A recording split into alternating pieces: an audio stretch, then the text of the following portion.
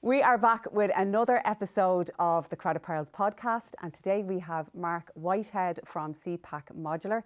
He is the construction director. So thank you for being here, Mark. Thanks, Sharon. Thanks very much for being here. So there's loads of things that I want to talk to Mark about, but there's the one thing that I want to kick off with is that recently you were awarded the 40 under 40. Just snuck in. What does that mean? What was that all about? So I was nominated there by one of my colleagues for it's a global award for kind of construction champions and leaders within the industry. And happened a few months ago and kind of didn't think anything of it. And then all of a sudden, just before signing Christmas there, I got the nod to say that, you know, that I'd won that kind of award. So the award turned up in the post a couple of weeks ago, and quite a good, you know, following on social media there from different magazines, etc. You know, putting it in there. So. And was that like because you're obviously under 40 years of age? Exactly, yeah, believe it or not. Yeah, I know I was like, everyone's younger than me. My biggest problem with this award is that most people have turned around and said exactly that. They said, we don't doubt you're winning the award, we doubt that you're under 40. Can I read out what was written about you? I'm going to read out this because I had a look last night and I thought that this was lovely. Mark is a natural leader with immense emotional intelligence. He sets a respectful, honest and genuine caring tone within the business, assuring staff, suppliers and clients positively benefit from all their interactions with Mark. I just thought that was lovely. Do you know what I liked actually? The emotional intelligence piece. I liked that because that's probably unusual for a man. We had this conversation with our producer here about men and women, and I thought that was lovely. And one of your colleagues wrote that about you. Yeah. That was nice. Yeah, no, very nice. I saw that going, and I read that, and I'm very glad that was picked up on, to be honest, because you know it's something that I try to do. And emotional intelligence, I think that's we'll talk about it. We'll get into a little bit about your past and stuff like that and how you got there. But I think that's kind of something that we all need to be more aware of as leaders in business now. Oh, 100%. How people feel. Yeah. How they, and I think that's going to be, because I was recently at the Pendulum Summit. Did you hear about that? No, it was amazing, right? Okay. And they spoke about artificial intelligence, and I was writing down everything, and they said, you know, AI for this, AI for that, AI for the other. And then John Lonergan came on, and he is the ex-governor for Mountjoy Prison. Okay. And he spoke about human connection. Yep. And he said what went wrong with most of the men and women in Mountjoy Prison was that they felt they didn't belong, and they didn't have human connection, and they didn't belong to their community, to their family, to whatever it was. And he went on and he spoke about this, and I said, that's going to be the key difference in businesses. That's what's going to make people want to come to work with you, that they feel, and I know Cabin Pack do talk about this, or CPAC Modular, part of the pack. They have to feel something, and it starts with emotional intelligence, I think. It does, yeah. I think a lot of that's come from kind of sporting background and my kind of rugby background, where, you know, being a coach and being a captain within rugby environments, you've got to understand everybody's needs are different. Yeah. You know, you've got the guy who needs the arm around the shoulder. Yeah. You need the guy who needs the distance. You need the guy who needs a bit of a push along every now and again, and you've got to understand that. That's the same in business, same in construction especially. But the one thing that I do kind of pride myself on is that, you know, I'll talk to everybody. You know, it don't matter to me what position you are or what you do or what your involvement is. Yeah. I want to talk to you because I want to, you know, connect with you and speak to you. That's the biggest thing. And I think that's going to be the biggest difference. Tell us a little bit about where you grew up. Yeah. And I do want to talk about that rugby career because I'd love to know the transferable skills and what you learned and how you take them into leadership. Yeah, well look, I obviously, you know, you prepped me a little bit there to say that there were going to be questions about, you know, when I were at school and everything. Yeah. It's something that, you know, you find hard to look back on sometimes, to be honest, because I had a very good school. You know, very average, I'd say. You know, I didn't really enjoy school, but I didn't hate it. Just got through it? Just got through it. You know, the sports side of it kept me going. Yeah. That was my biggest... So you were always into sport? Always into sport. And was it always rugby? No, originally squash, believe it or not. No way, really? Yeah, so I played county level squash and for years, and, you know, thank God my mother there, she took round us to all these different tournaments and everything every weekend. Okay. And then from school, I got into the rugby side of stuff, and that's when kind of made that transition. Didn't start playing rugby till I were about probably 14, 15. Oh, okay. So playing squash up until that point, and, you know, just the team side of rugby really interested me and really kind of got me. It grabbed hold of me, and that's what took me forward into changing from, you know, squash into rugby. Into rugby. Yeah. And did you find it difficult that you didn't play? Because a lot of lads probably, I know in Ireland, they would have been playing from like 8, 9, 10. Not really. I mean, look, it's at that age when you're playing rugby at 13, 14, it's kind of, you know, as long as you're fit and you're fairly strong, you can kind of build on that. Yeah. So I didn't find it difficult, to be honest. And look, I've a lot of support from my parents there to do whatever, you know, I wanted to do. Yeah. So, you know, just kept building on that and kept pushing forward. And what do you think, like, for young lads, the importance of sport and a team sport in particular? Yeah, look, it can't be underestimated. Yeah. It really can't. You know, like a team sport, team environment, kind of. And I suppose the one thing to say about that you've got to be careful though is that it's a good team environment. Okay. You know, if you've got a bad team environment where, you know, you've got the guy stood at the front saying do this, do that, you're rubbish, you're this, you know, that can be a bad environment at the same time. Yeah. So you've got to be careful. So, you know, the one thing that, you know, I've got young kids, and the one thing that we'll be doing is we'll be going to every training session, not to do anything, just to be there to watch and observe See and what kind to of make culture sure it is. the culture's correct, because, you know, it can be poison at the same time. Yeah, you never think of that. Yeah, That is important to say, because that could negatively impact 100%. where you're thinking this is a great idea, team sport, but you need to check the environment. You need to check the environment. I've been in environments like that have been, you know, poisonous, and, you know, it grates on you, and you've got to get out of there.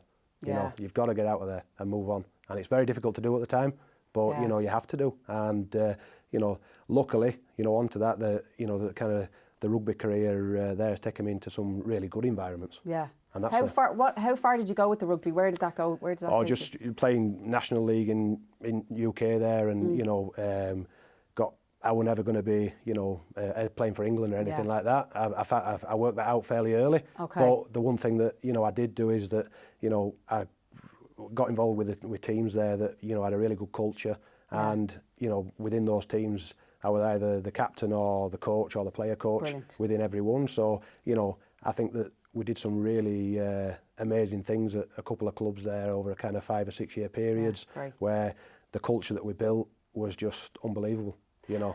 Do you think that's really important for success? Because I always liken a team sport to a business.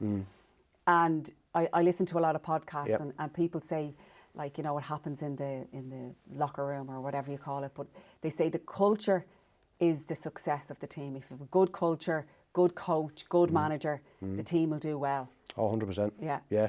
What I find is that whenever I've gone to a different club, you find if you're going there as a coach, as a player coach, for the last couple of clubs that I've been to, back in UK, the last one that I was player coach there, we kind of 5 or 6 year period where we got promotions and we got cups and we, you know, really successful.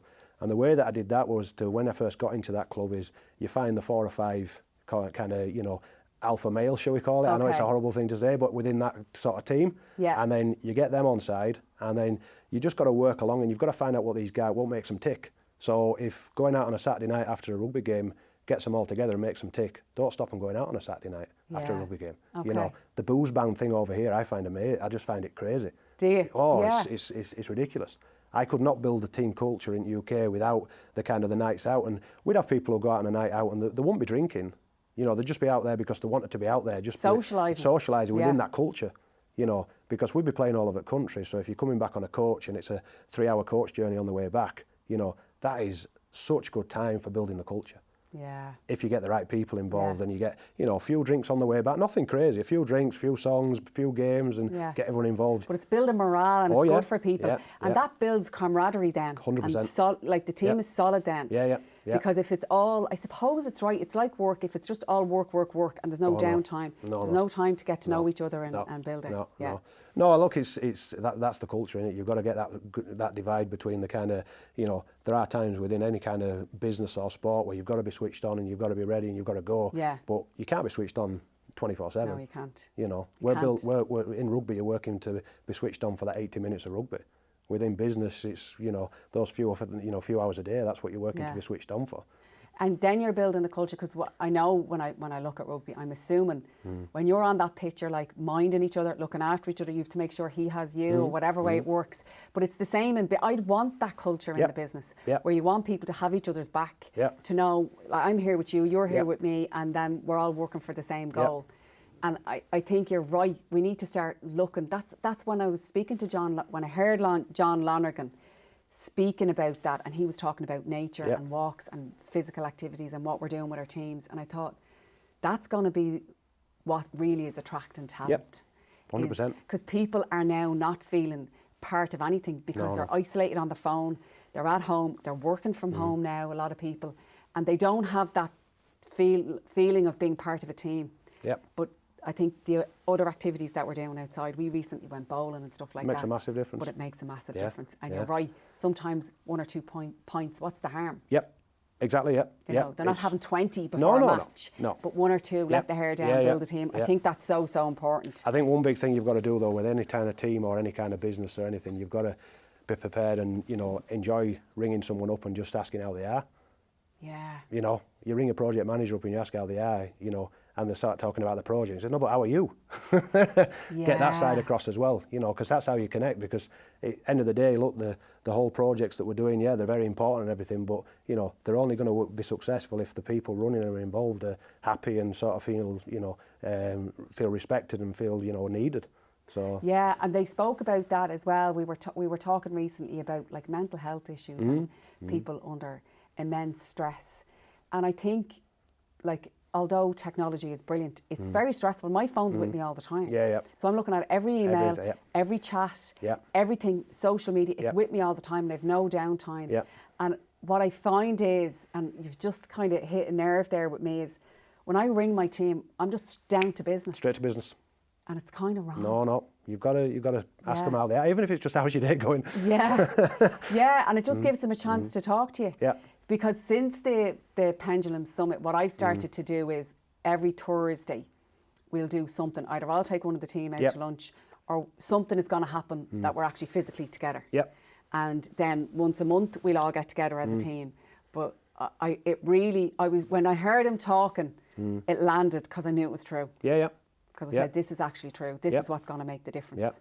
And I think, and they had a lot of people there from sporting background, because we're talking about leadership and they were talking about building a business, but all of it was transferable. Of course it is, They had Harry Redknapp. Oh my God. It's amazing. He was absolutely hilarious. But he spoke about that. He was like, sometimes you just have to let shit go. Sometimes you have to let things go and not be... Don't sweat the small stuff.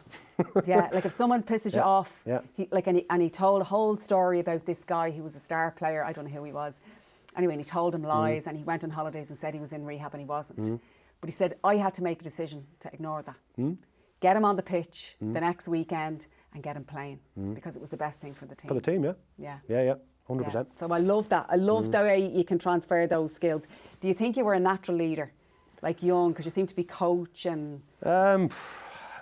Possibly, yeah. I mean, look, I think that, you know, lead by example is kind of the way. So, you know, if somebody sees somebody doing something, you know, and putting the effort in and going forward, then obviously, you know, you kind of naturally do get people following you a little bit. But I'm never going to be the person that stands up there and says, you know, I'm the leader, I'm the boss, do this, do that. That's not going to be, ever going to be me, because how many times have you walked into out of a meeting where someone said that and you've all gone, geez, that was great.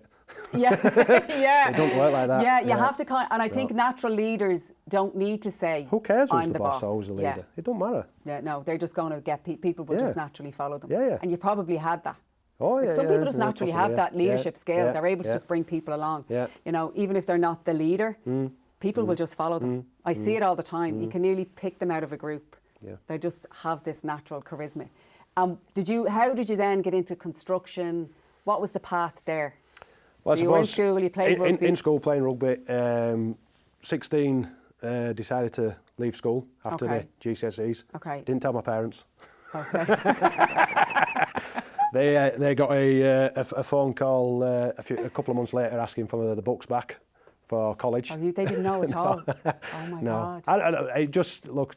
That's just the way, you know. That's just the way I am sometimes. I'm a bit kind of, you know, a bit blinkered sometimes as far as, you know, you were this like, is what I wanted to do. This is not for me. No. Well, the one thing that I found is I was, you know, part-time working and stuff, and, you know, making money and doing what I wanted to do, and kind of saw that potential and sort of thought, well, you know, geez, what am I going to sit in here for 2 years now doing, you know, college stuff that I'm not no interest in. You know, Okay. didn't interest me. Didn't keep me.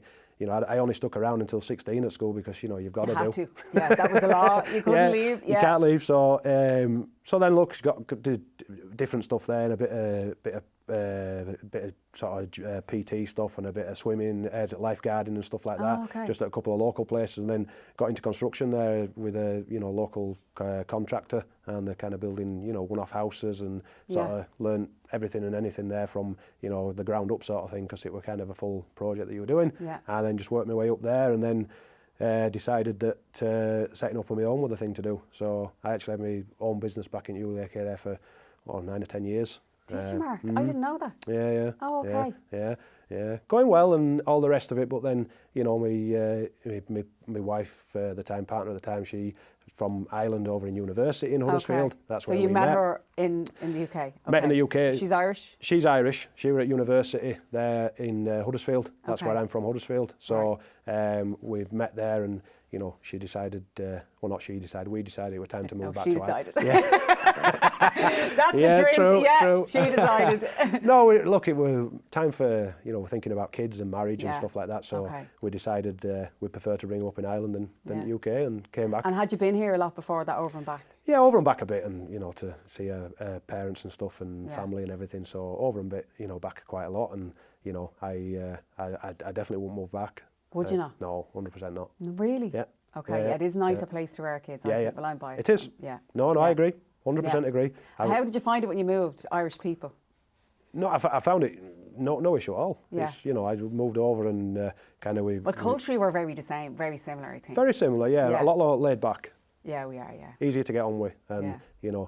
I always remember my dad coming over to visit us one of the first times we were over here, and guy at petrol station filling petrol sort of said hello to him and stuff, and having a chat to him, and my dad said, is he going to try and rob my car, or what was he trying to distract me or whatever, because that's just how you are sometimes. Yeah. So you just get people are much more friendlier, and we bought a bit of a house there, and a bit of land there in Retorth, and decided we were going to do his own house and build his own thing. And you had the experience, of Yeah, course, so you could do that. Could do that. That's what we decided to do when we first moved over. Planning takes a lot longer over here than we Yes. thought. So Yeah. that's when the rugby club that I came over and player coach at the time over here decided that they had a couple of connections there within construction and whatnot. So I decided to go and start working there as a project manager for a company and doing projects there. And what was it like transitioning back from being your own boss? I'd say you were still the boss when you started in the new place. Yeah, it was fine. Yeah. No, You were like, I'm just going to do it this way. Yeah. No, a little bit of that, I suppose, but to be fair to them, they kind of give me free rein to sort of, to do what I needed to do. They knew you had the experience. Yeah, so yeah, that's good. do what you need to do, and then went through a few different companies there, with construction manager jobs and all the rest of it, and then through a couple of contacts there, got the opportunity with CPAC, and never looked back since in the last sort of 3 years. Because you're young to be a director, really, or am I just old No, I don't now think I am. Are you not? I don't think so. 39. It's not bad. Maybe I'm just too old, Mark. No. I think, no, I don't think so. No, well, look, you have a lot of leadership skills under your belt. Yeah. It's not like you're wet behind the ears. You're well schooled. Yeah. But I mean, when people reach that direct, they've gone through. Maybe they're in their 50s. I think it's great that you're young and you're doing it, because I think young people, the younger we are when we're in that leadership role, the better for our staff. Yeah. Because I think you have a fresh, you're kind of not jaded with life. Yeah. And that's important. Yeah. Absolutely, and particularly when you're dealing with like a large crew like you are. Yeah. Well, like that award there and stuff like that, that's just something that you can show to people and say, look, everybody can do this. There's nothing special about myself. It's just, it's just the way I go about things and do things. So, there's a reason why you can't do it or anybody else can't do it. And had you ever got maybe somebody that you looked up to, maybe a boss or a coach, somebody that you would model yourself on? I had this lady that worked for us. I worked with her in Smart Telecom. Leanne Hannigan was her name, and she was from South Africa. And she was by far the best manager I ever had. And I kind of think when I'm in tricky situations, what would she do and how would she handle this? So I kind of like to model myself on her, because she made me feel really good. Yeah. But I would have done anything for her. Yeah. Like anything she asked me, I just would have said yes. Yeah. So I always try and think, what was it about her? Yeah. And what would she do in my situations? Did you have anybody like that? I suppose, look, I picked up bits and pieces from different people. Yeah, I didn't really, like work ethic wise is, you know, from my dad there, obviously, you know, he's in the trades and stuff, so that side of it from there. But everything else is just picking up little bits and pieces from people, and, you know, whether it be rugby or whether it be business or whether it be, you know, wherever, you pick up little snippets and you think, geez, that's a good idea. Yeah, you know, I'll try I like that. how that was handled. And that makes a difference, I think. Because I always think it really is more, I think when I first started work, time ago, it was a different, like, you didn't bring your problems into work. Nobody spoke about emotional intelligence. Nobody spoke about, but what we did have was pints on a Friday. Everybody went out after work. So everybody kind of had that on a Friday night. Everybody went for drinks. And even the people that didn't drink came for drinks. So although it was a different culture, like the boss was the boss and they had to be respected, but the team was built by stuff like that. And I think leaders now need to change. There's none of this. No. It's a different world, isn't it, Mark? Completely. Yeah. Well, the leadership skills that worked 30 years ago don't work now. No. People have got different priorities in life. Yeah. They have, you know. People aren't just all about work anymore. No. The whole kind of COVID thing kind of brought that down to roost for a lot of people, didn't it? That, you know, there's so much outside of work and stuff, and, you know, that's something that's people have got to change, because you're not going to get people following you if you're the guy who sort of stood there saying do this, do that, and I'm the man, I'm the boss. It doesn't work like that.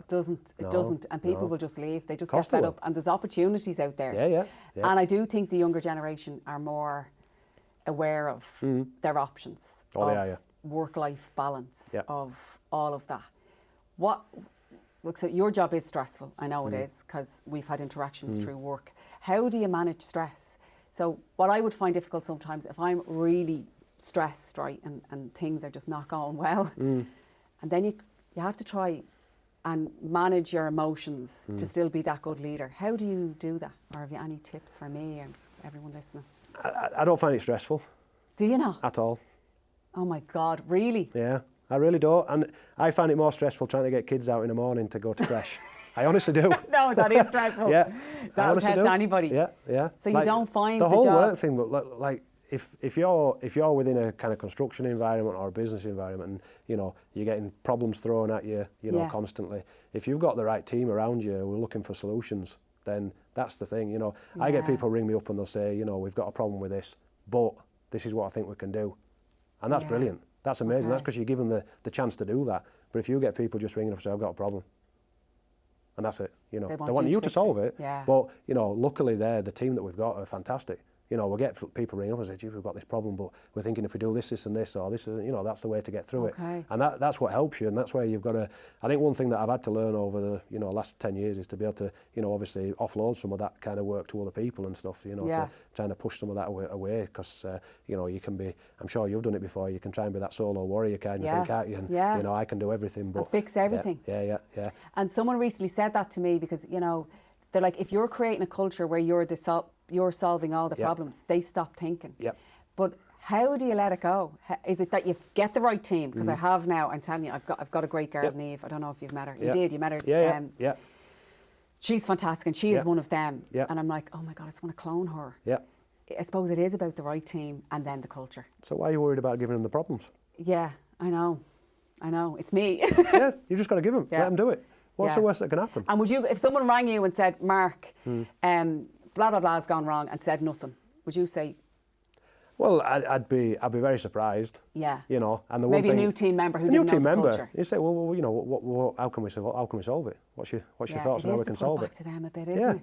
Let them come back and sort of say, and you know, let them solve it, because at the end of the day, you know, they could be on a site that's 200 miles away. So there's no point of me, you know, saying do this, do that, because I can't see exactly what's going on. So, you know, you give them guidance, obviously, and say, well, we tried that before and it didn't work. So, you know, is anything else you can think? And, you know, but you've got to, it's giving them that sort of, taking that leap and saying, right, this is your baby now, you look after this. You do it. And do you ever find, did you select your team, or did you inherit the team that was there? Or a bit of both? It's fairly young, like a fresh team, to be honest, because, you know, as you probably know, the growth's been very quick over the last few years. So, you know, we've got a lot of new people there. Like, me being there 3 years, I'm one of the longest people there. You know, that's not, there's lots of people that have been there longer. It's just because there's growth. It's not because, Yeah. And then, look, a couple of people left when I first turned up, because that's what happens. it's inevitable. Yeah. You know, it does. People don't like a new manager. They don't like a new style. They're not happy, and that always happens. It does. But they were never going to work with you. No. That was never going to work. No, so they just took a headache away from you. Yeah. And when you're looking for somebody, what would you look for in people? What would you say are the attributes? The attributes, yeah. So I suppose whenever I interview somebody, I'd say I'd know within 30 seconds whether you're going to hire them. Yeah, I would too. Yeah. Yeah. And I can, and this is where I think people get the wrong impression when I interview them sometimes, because my interviews, if I know it's the right person, they'll last 5 minutes, 10 minutes. No, they will, honestly. Really? Yeah, 100%. Because, you know, there's no point in wasting any more time on it. You know, it's the offer's coming, you know, when can you come on board? And that's it. Because what's the worst that can happen? Funnily enough, I offered Niamh the job on the spot. Yeah. Because I knew. You know. I'd done it over the phone. I brought her in. And the minute I met her, I had offered her the position because I knew. Yeah. And I also know when it's not right. Yeah, You're dead right. Yeah. And then, so what I always found difficult, so I'd worked in multinationals and I went in, legacy teams can be tricky. Oh yeah, I can imagine. Somebody else's baby. That's what I love about it, because when it's my company, I picked everybody. Yeah. But equally, if I pick the wrong person, my fault. Yeah. But it's difficult with legacy teams. I think if you're going in and you're trying to, you know, and there's some people that I've learnt, no matter what you do, they're just not right for you, and you're better 100%. off then getting rid of them. Yep. Yep. And they're better off leaving. Yeah, because it's not going to work. It's not going to work. No one's going to be happy. No, and like same on a team with rugby. Yeah. Yeah. If you've one bad apple, they just ruin the whole thing for everybody. It's very, very difficult to overcome that. It is. Yeah. Yeah. So I think the team, you're right, the team around you will take the stress 100%. away. Look, you can get, when you're interviewing someone, speaking to someone, you can tell within first, you know, couple of conversations that you have with them, you know, whether they're kind of a doer, you know. Yeah. That's the thing, isn't it? You know, you've got the doers, you've got the can-doers and the can't-doers, you know. Yeah. And I always say, I can work with anybody that has a good attitude. Yeah. But like, I wouldn't like somebody in the business that was brilliant at what they did, but a bad attitude. It just doesn't help. No. And customers won't like them, and they're just going to be problems after problems. Where you get somebody maybe that doesn't have enough, as much experience, but the right attitude. Oh, I never look at that side of it, to be honest. Do you not? No. Because you think you can teach them.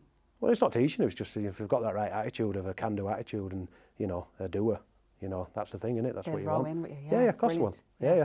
We've got enough experience within the teams there with guys that have been with there for 30 years that are going to show them the way on site as well, do you know? Yeah, so that's that's nice to have. Yeah. You need them guys, don't you? But it only works if those guys get on with them as well. Do you know? So when we take somebody on and they go to site, if that connection isn't working with us guys with experience, they'll tell me within a day or two. Will they? Yeah. It's great to have that trust that you can go to them and they'll come to you and say, Mark, listen, this isn't going to work. And you take their word and say, right. Yeah, you have to. Of course you do. 30 years there. Yeah. I'm not working there with them every day. You know, I'm speaking to them every day, but I'm not, you know, physically there with them. So, you know, I don't want to ruin what someone who's got 30 years experience to, you know, to walk away from you because you're hiring the wrong people. I love that, because I think that's the emotional intelligence piece that they're talking about. It's like understanding and valuing that person that's there 30 years, their experience, what they added to the business, and not overlooking that. No. And still valuing them. And maybe he mightn't have the sharpest skills or the new IT, yada, whatever it is, but he has that experience. And I heard a great analogy, and they were saying, you know, when a young guy comes out of college and he's like, well, I have all this skill and I can do what he can do and I want the same money as him. It goes something like this. I'm probably going to make a knickers of it now, but it goes something like this. It was like, it's you. I know that you can sail your ship, and so can he when it's on calm waters. But in the storm, when the storm comes, I know he can, you know, steer the ship. And I don't know if you can. And it's really in those moments of high stress, and particularly in construction, if something's going wrong, that you need somebody that you know they can handle this. There's never a problem for them guys. No. Never They've seen it all. Done it. Yeah. You know, there never is. And that's what I think that young people need to know. It's, they might be IT savvy, they might have more skills on paper, but that guy that's there 30 years, or woman that's there 30 years. You just got to value their opinion. Absolutely. Don't have to agree with it all the time, but value it and listen to it, and there's a reason why they're saying it. Yeah. And do you do team meetings or anything, Mark? Do you sit down with them? Every Friday morning we have an operations meeting where there'd be, you know, 35, 40 of us in there, you know, all pulled together, just literally for half an hour. Okay. And we run through every project, everything that's happening within the company. Yeah. And that's the catch-up point for everybody. Is that like the locker room thing? Is that like when you're half-time? It is, yeah. Yeah. Yeah. They don't obviously know that, but that's what it's come from. You Yeah. know, that's what it is. That's kind of that mentality of kind of pulling everyone together for 15 minutes to sort of say, this is what's going right, this is what's going wrong, this is how we fix it. You know, how's everybody coming together? And that's it. That's what it is. Yeah. That half an hour just pulls everybody together, because when I first went there, that wasn't happening. That's unusual. Honestly, a lot of people don't do that. They don't do that team meeting. Oh, you've got to do. Yeah, we do it every Friday as well. Yeah. But a lot of people don't do it. They just go through the day, and I don't know how they communicate. I actually don't know how they communicate. It's like emails. Yeah. But there's nothing like the face-to-face around the table, looking someone in the eye. Are you doing that? Yeah. Well, it's on Teams as well. Yeah, some people join in. It's got to be on Teams, because we've got guys all over the country. Oh, yeah.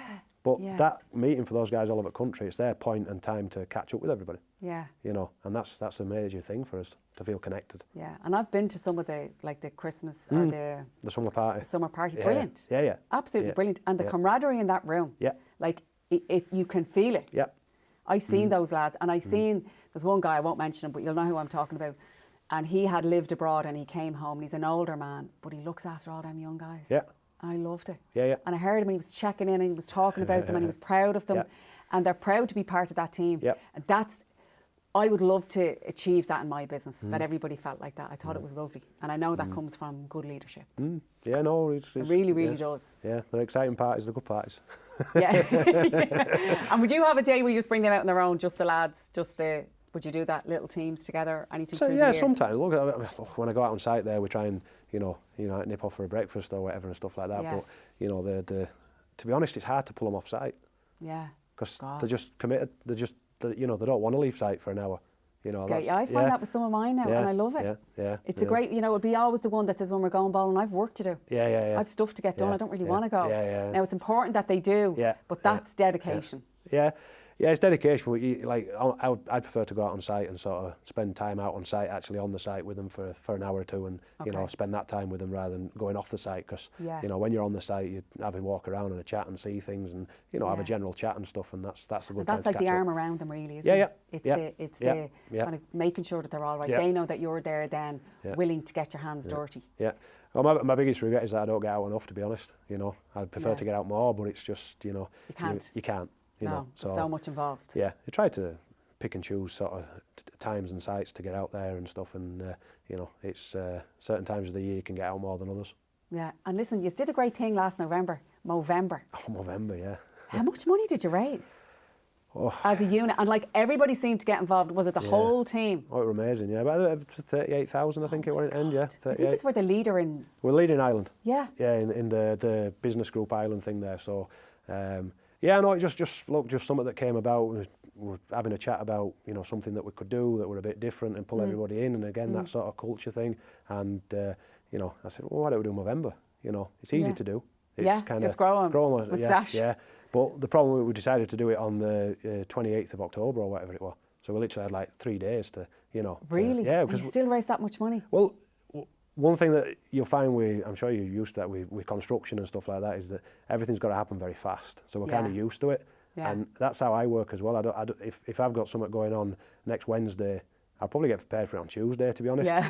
I will. That's just the way I work. Yeah, but it's that fast because things can change overnight in construction. Yeah. It's not, it's raining today, we can't do X, Y and Z or whatever. I'm doing a talk next week in Dundalk, Dundalk IT there, modular construction.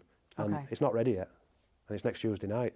But that's just the way I work, if you know what I mean. So it will be ready by Tuesday, and that's the way it works. But I think you also have a lot of it up here already. You just haven't maybe written it out, but you kind of know what you're going to say.